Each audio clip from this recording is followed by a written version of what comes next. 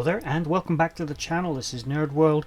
Today looking at another vessel from the Babylon 5 universe, one of the more unique ships and bigger vessels from that franchise, which is very underrated for the sheer scale of some of their ships. With the exception of Warhammer, their vessels are huge.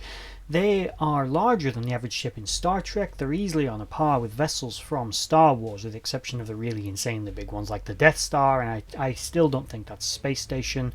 It's got engines, it moves, it's a ship, just a funny looking one.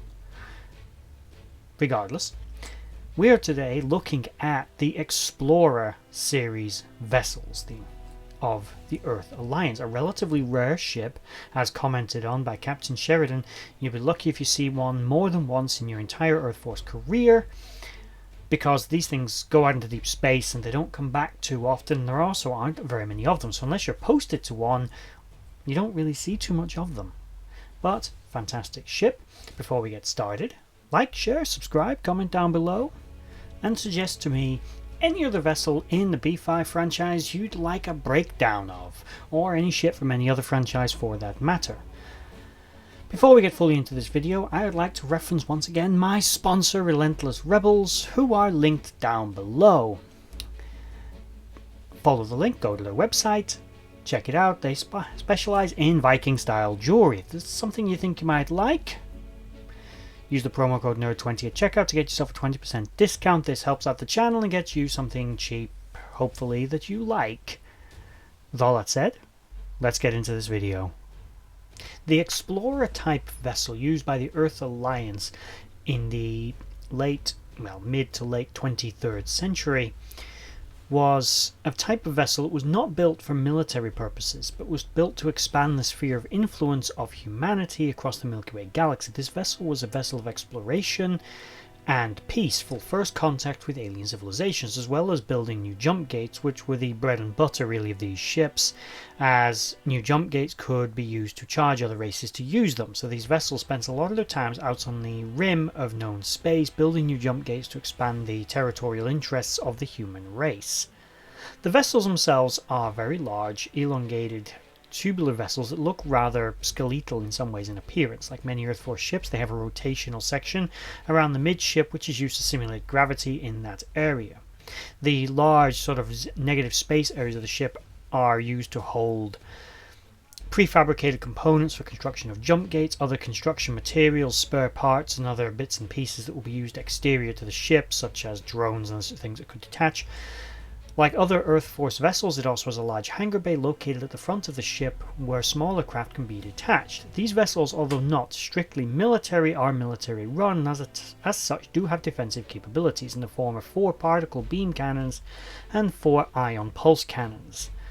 But for a vessel that is 6 kilometers in length, and for reference sake in the B5 universe, Babylon 5 is 8 kilometers in length, so this ship is almost as big as Babylon 5. It is actually the largest vessel fielded by the Earth Alliance, even when you look at ships like the Excalibur and the Victory, which are also enormous ships. This thing dwarfs them.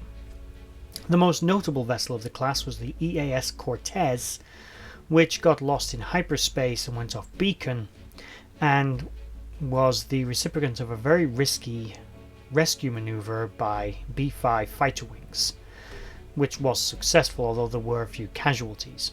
As I said, these vessels are made primarily for exploration and charting of new space and first contacts, but they can handle themselves, although again they are not strictly a warship. They are jump capable and can generate their own jump points, which is necessary considering they're actually one of their main tasks is to build new jump gates out in deep space. The vessels are not warships, and although they have the ability to defend themselves, that is the beginning and end of it. Realistically, these things run away from an enemy, and they have guns only to deter them. They are equipped with a full fighter wing, which is probably the better, stronger form of defense, as they can keep an enemy at bay while the mothership retreats. They also carry a flotilla of support craft, everything from drones and construction craft up to long-range scout shuttles and landing craft, atmospheric survey ships, all kinds of things. Basically whatever its mission profile is. These vessels spend so much time out in deep space, they very rarely return home, very rarely return to Earth, as it's a waste of resources and fuel to bring them home. For example, ship rotations of crew are done not by the ship returning home, but by ships going out to the Explorer class and either picking people up or dropping them off to aid in the rotation of crews. As a result, these ships don't even carry standard issue uniforms. They have their own special uniforms, signify you're aboard one. And in the words of Captain Sheridan, an officer would be lucky to see 2 Explorer class ships in their career, because these vessels are not common. And another officer would say to Captain Gideon that there are 6 Explorer captains in the fleet, which would imply that there are only 6 of these vessels. Only 6 is pretty rational because of the sheer size and resource intensive construction is needed. It's not just the ship itself, but it's the vast array of materials it carries. Support craft, the crew of about 350 plus materials and food to keep them alive. The vessel's ability to build new jump gates, which are not exactly lean pieces of equipment that require a lot of material and resources and manpower to build, and time as well. So the vessel has to not only be able to get out to these locations, but stay there for protracted periods of time as well as move on. These are long haulage vessels that spend a lot of their time in deep space, and again, very rarely returning home for anything less than a major overhaul or refit, or possibly repairs if the vessel has run into some kind of trouble that's beyond its ability to repair itself in deep space, which, considering this vessel's vast array of resources, is pretty unlikely. So we have the Explorer class. They don't appear much in B5. You get the Cortez, you get the unnamed ship that Gideon commands at the beginning of Crusade, which was surrounding me. Actually, when I thought about it, you never learn what his ship is actually called, and I couldn't find anything on it.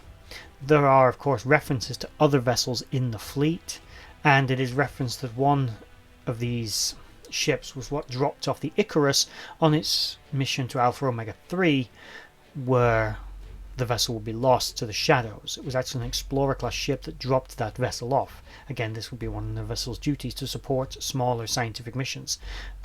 The Icarus would have been a sort of long-range scout craft, the kind of ship that this vessel might have carried on board. But again, it is big. This is a really big ship.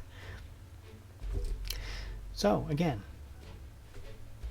like, share, subscribe, and comment down below on what you know about the Explorer class. Do you like it? I always found it its skeletal appearance looked a little almost like wasted space to me, but I understand that it's because that area is used for storage, but it's not abundantly clear when you look at it. But anyway, if you made it all the way to the end of the video, thanks for watching, and bye bye.